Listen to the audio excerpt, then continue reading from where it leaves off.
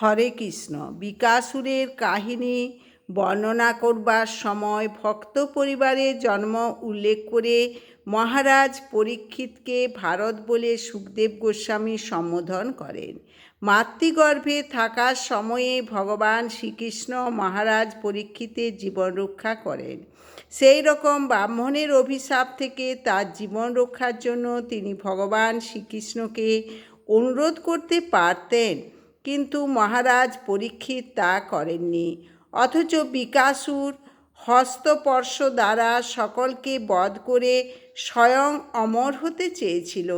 দেবাদিদেব শিব তা হৃদয়ঙ্গম করেছিলেন, কিন্তু প্রতিশ্রুতি দান করায় তিনি বিকাসুরকে বরদান করলেন।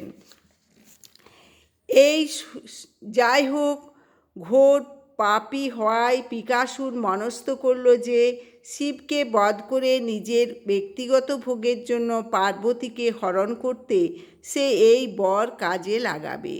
তক্ষুনি শিবের মস্তক স্পর্শ করতে সে মনস্থ করল।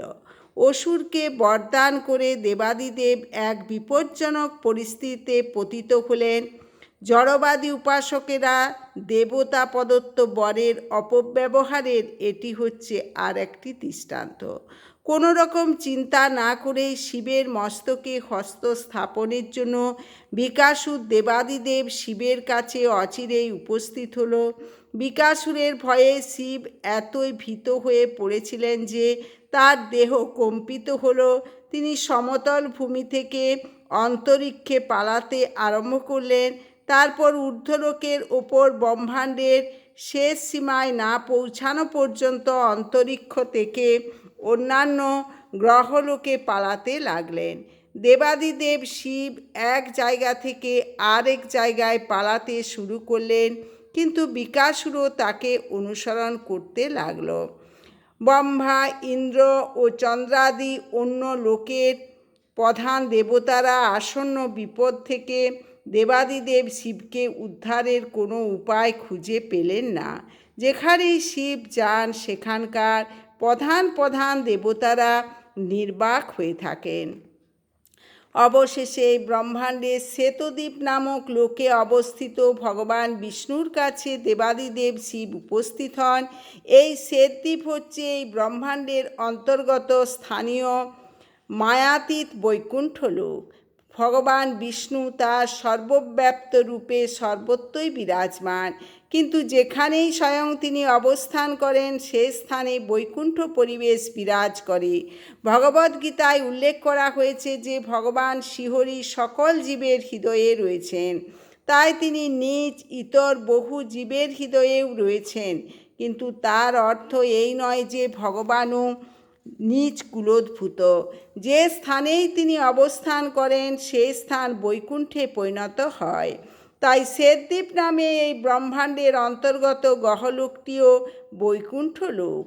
শাস্ত্রে উল্লেখ আছে যে বনে অবস্থিত আবাস সত্ত্বগুণময়, বড় বড় শহর ও গ্রামে অবস্থিত আবাস রজগুণময়, আর অবৈধ সঙ্গ, আসবপান, আমিষাহার ও দ্রুতক্রীড়াদি চারটি পাপকর্মে পরিপূর্ণ স্থানের আবাস প্রধানত তমগুণময়। কিন্তু ভগবান বিষ্ণুর মন্দিরে স্থিত আবাস প্রধানত সত্ত্বগুণময়। সেই বিষ্ণু মন্দির যেখানেই অবস্থিত হোক না তাতে কিছু আসে যায় না। বিষ্ণু মন্দিরই সাক্ষাৎ বৈকুণ্ঠ। সেই রকম জড়া প্রকৃতির রাজ্য সীমার মধ্যে অবস্থিত হলেও শ্বেতদ্বীপ হচ্ছে বৈকুণ্ঠ। শেষ পর্যন্ত দেবাদিদেব শিব শ্বেতদ্বীপ বৈকুণ্ঠে প্রবেশ করলেন। এই শ্বেতদ্বীপে নির্মৎসর এবং ধর্ম, অর্থ, কাম ও মোক্ষ আদি চতুর্বর্গের ঊর্ধ্বে বহু ভক্ত আছেন। যে বৈকুণ্ঠ লোকে প্রবেশ করে সে আর এই জড়জগতে ফিরে আসে না। ভগবান নারায়ণ ভক্তবৎসল নামে প্রসিদ্ধ। শিব চরম বিপদে পড়েছেন বুঝতে পেরে স্বাগত জানাতে ব্রহ্মচারীর বেশে দূর থেকে তিনি স্বয়ং শিবের কাছে এসে উপস্থিত হলেন।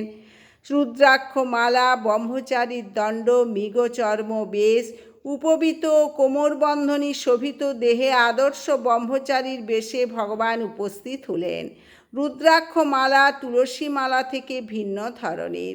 সাধারণত শৈবরা রুদ্রাক্ষমালা ব্যবহার করে থাকেন। ভগবান নারায়ণ ব্রহ্মচারীর বেশে দেবাদিদেব শিবের কাছে উপস্থিত হলেন।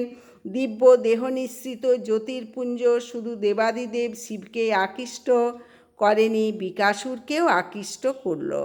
বিকাসুরের মনোযোগ ও সহানুভূতি আকর্ষণের উদ্দেশ্যে ভগবান নারায়ণ তাকে অভিবাদন ও প্রণতি জানালেন।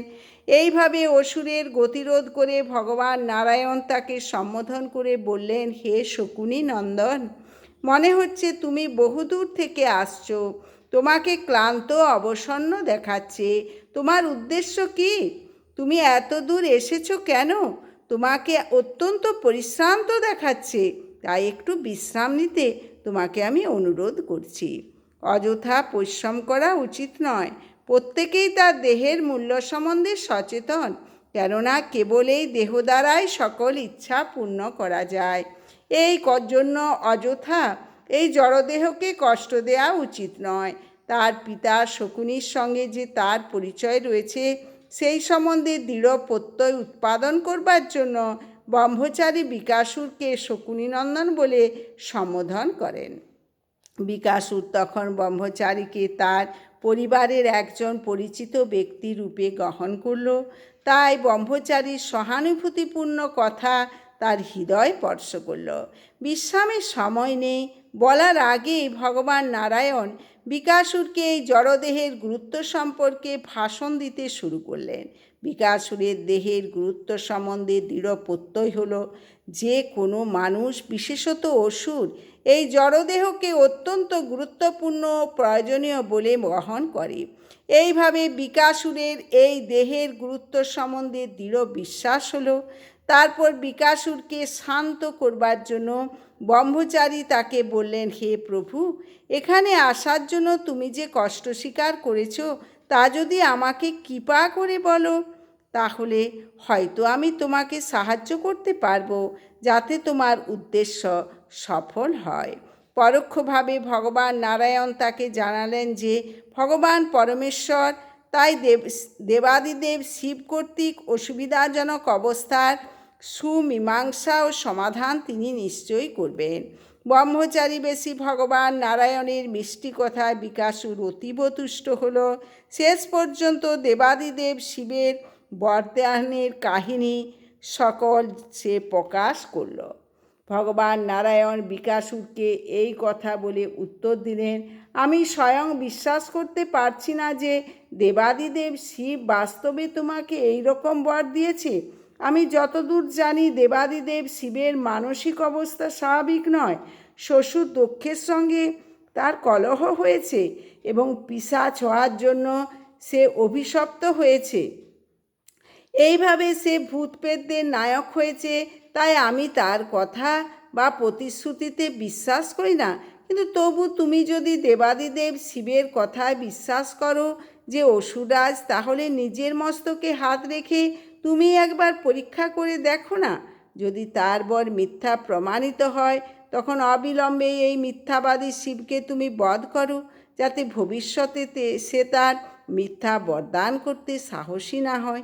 এইভাবে ভগবান নারায়ণের মিষ্টি কথায় এবং তার দিব্য মায়ার বিস্তারে অসুরটি বিমূঢ় হয় এবং বাস্তবিক সে দেবাদিদেব শিবের শক্তি ও বরকে ভুলে যায়। এইভাবে খুব সহজেই নিজের মাথায় হাত রাখতে বিকাসুরকে রাজি করানো হয়। মাথায় হাত রাখা মাত্র বজ্রাঘাতের মতো তার শির বিদীর্ণ হয় এবং অচিরেই বিকাসুর নিহত হলো। ভগবান নারায়ণকে প্রণাম করে তার বন্দনা করে তার গুণকীর্তন করে স্বর্গলোক থেকে দেবতারা ভগবান নারায়ণের ওপর পুষ্পবৃষ্টি করতে লাগলেন। পিতৃলোক, গন্ধর্বলোক, জনলোকবাসী এবং ঊর্ধ্বলোকের সকল দেবতারা বিকাসুরের মৃত্যুতে পরমেশ্বর ভগবানের ওপর পুষ্প বর্ষণ করতে লাগলেন। এইভাবে ভগবান নারায়ণ ব্রহ্মচারীর বেশে আসন্ন বিপদ থেকে দেবাদিদেব শিবকে উদ্ধার করে সকল সমস্যার সমাধান করলেন। এই অসুর বিকাসুরকে তার পাপ কর্মের জন্য হত্যা করা হলো বলে ভগবান নারায়ণ দেবাদিদেব শিবকে বললেন। বেকাসুর তার নিজ প্রভু দেবাদিদেব শিবের ওপর পরীক্ষা করতে চেয়েছিল বলে সে বিশেষভাবে পাপী ও অপরাধী।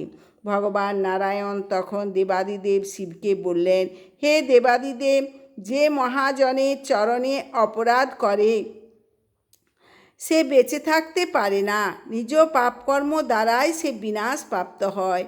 আপনার বিরুদ্ধে বিকাসুর এইরকম অপরাধ করেছে, তাই তার ক্ষেত্রে নিঃসন্দেহে এই কথার সত্যতা প্রমাণিত হলো। এইভাবে গুণাতীত পরমেশ্বর ভগবান নারায়ণের কৃপায় বিকাসুরের কবল থেকে দেবাদিদেব শিব উদ্ধার লাভ করেন। যে শ্রদ্ধাবনত চিত্তে ভক্তি ভরে এই কাহিনী শুনে নিঃসন্দেহে সে শত্রুর কবল থেকে উদ্ধার লাভ করে এবং তার ভববন্ধন মোচন হয়। হরে কৃষ্ণ কৃষ্ণ কৃষ্ণ হরে হরে, হরে রাম রাম রাম হরে হরে। আপনারা চ্যানেলটি সাবস্ক্রাইব করবেন, বেশি বেশি করে শেয়ার করবেন, লাইক করবেন, কমেন্ট করবেন। হরে কৃষ্ণ।